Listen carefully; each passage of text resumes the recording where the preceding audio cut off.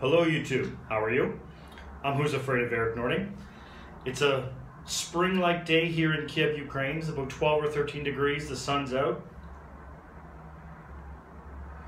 I'm sitting on my balcony enjoying a pipe full of Telegraph Hill by Pease. This is a Virginia Perique. It's manufactured by Cornell and Deal for Pease. Now, I'm a big fan of Virginia Periques.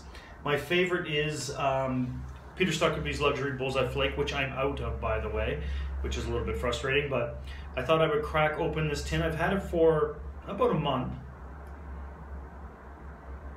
And I'd seen some reviews online about it. There's not very many reviews on it, but they're generally very positive reviews, so I thought I'd get a tin of it, which I did. And I have to say, fresh out of the tin, I didn't really think very much out of it. It was very young tasting. The components didn't really go together very well.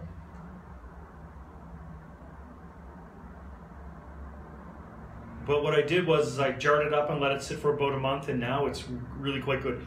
This is a blend. It's very sweet, and it's got a lovely spice to it. The Perique in it is really quite nice. I like spiciness in my food or in pipe tobacco. And the Perique in this is perfect in my opinion. It's not mild, it's a little bit strong, but it's not a Perique bomb by any means. And of course, the quality of the tobacco it's a ribbon cut, and it's really quite good. If you like Virginia Periques, I do recommend this blend to you. What I would do though, if I could do it over again, is I would let it age for about a year before I cracked open the tin, because if you get it under 4 or 5 months, it's going to taste too young, and I really didn't enjoy it at first. I thought I had made a big mistake, but now I think it's quite good. Just 1 second, I gotta reload my pipe here.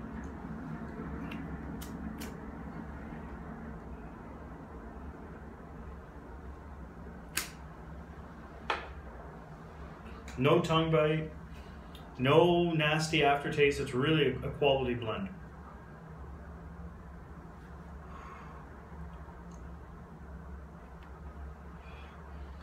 Now I'm down to my last 3 or 4 weeks here in Kiev.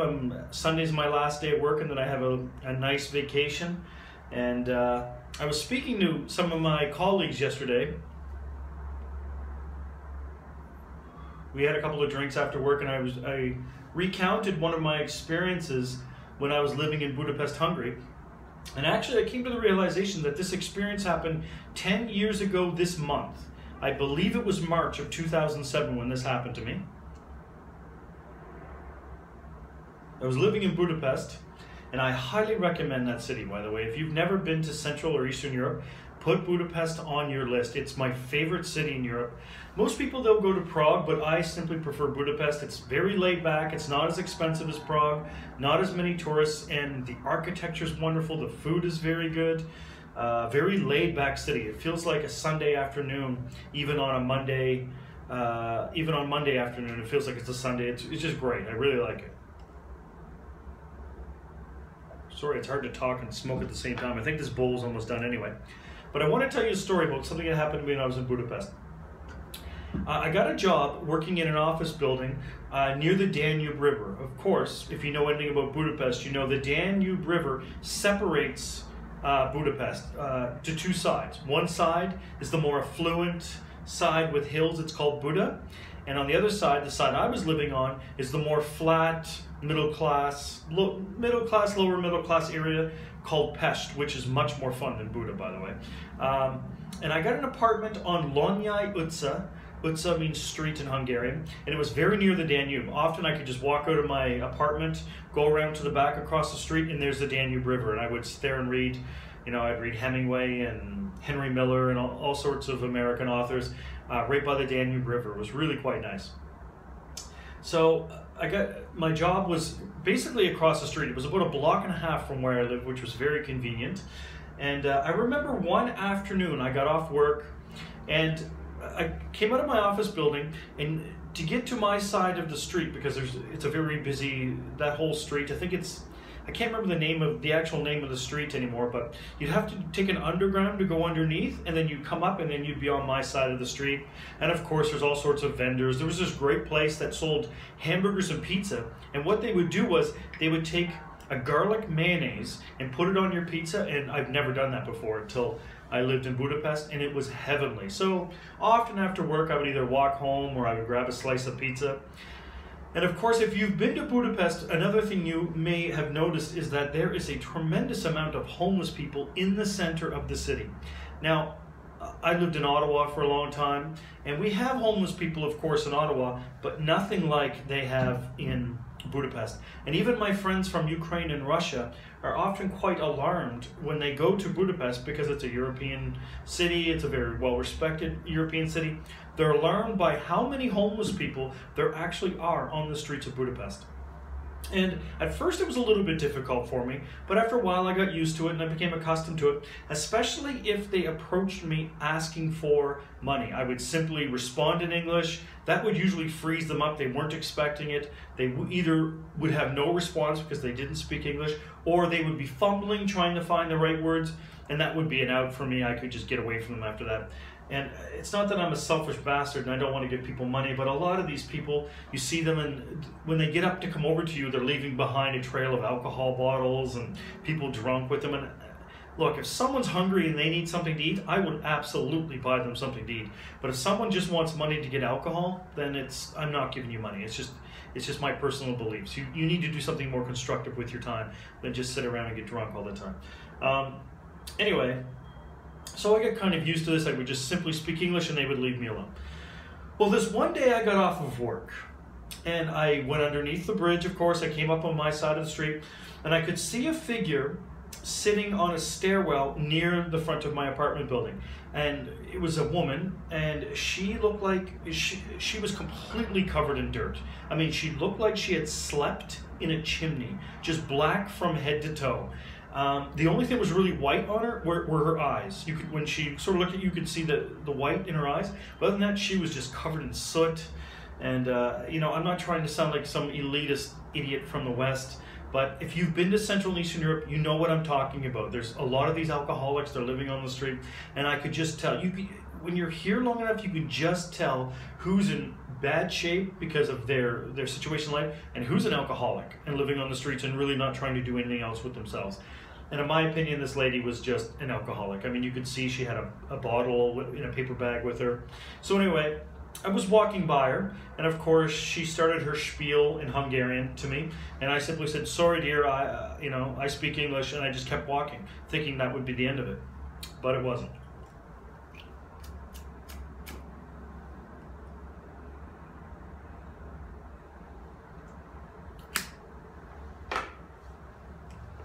As soon as I finished speaking to this lady and I started walking away, thinking that would be the end of it, she goes, "Oh, you speak English. I speak English.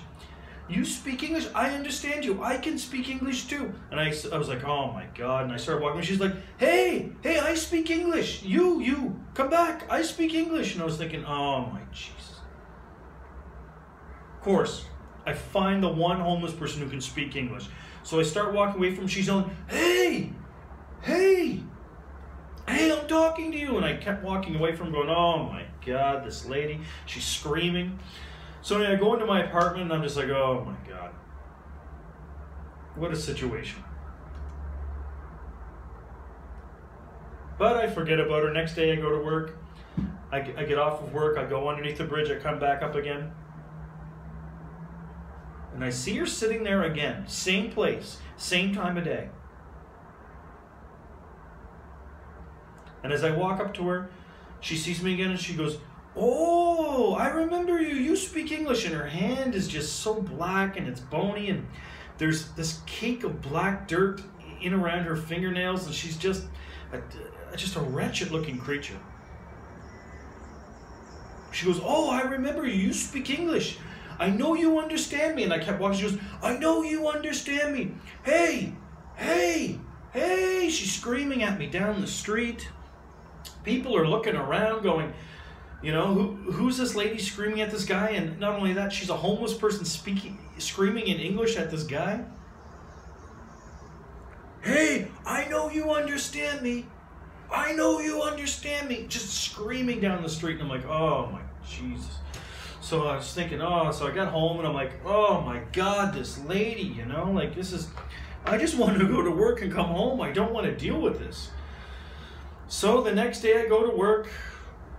I actually look for her. When I come out in the morning to go to my office, I look and she's not there, right? So, which is nice. I'm glad she's not there. So I go over to my office, another work day. Basically had forgotten about her.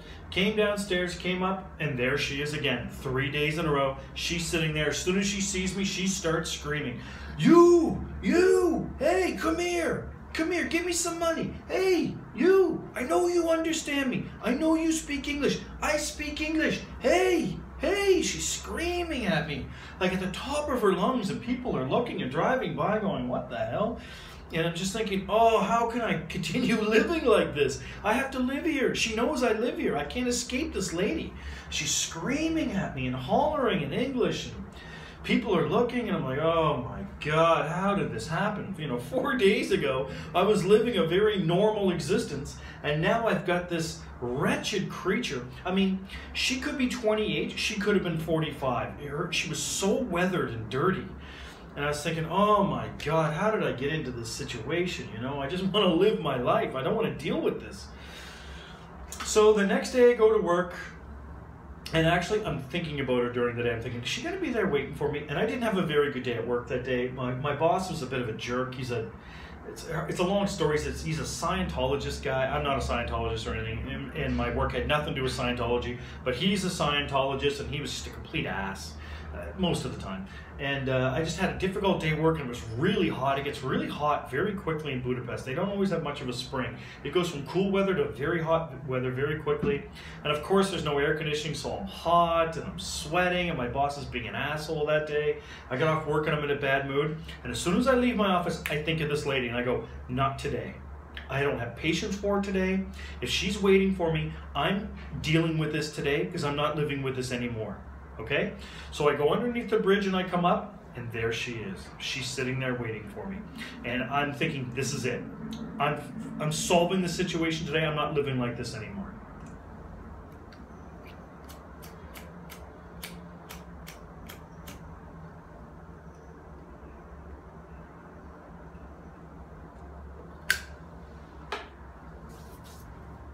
So I see her and I'm approaching her.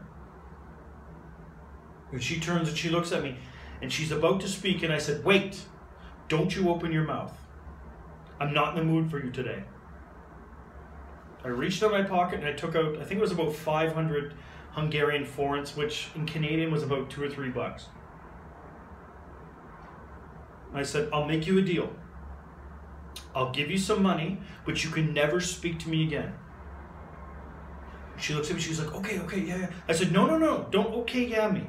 If I give you this money, you're never to speak to me again. I want you to promise. She goes, yeah, I promise, no problem. And I said, I mean it. I never want you to speak to me again. She's like, yeah, no problem. So I give her the money, and she said, Köszönöm szépen, which is thank you very much in Hungarian. And I just kept walking off, and I went into my apartment. And you know what? I actually felt a little bit better. I felt like I dealt with the situation.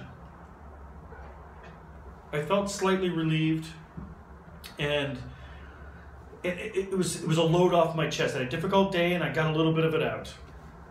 And so I went to bed that night. The next day I went to work, and I got off work. I went underneath the bridge, and I was thinking, is she going to be there? Is she, did she just play me for a fool? Is she actually going to listen to me? I went under the bridge, I came up, and I looked, and she wasn't there.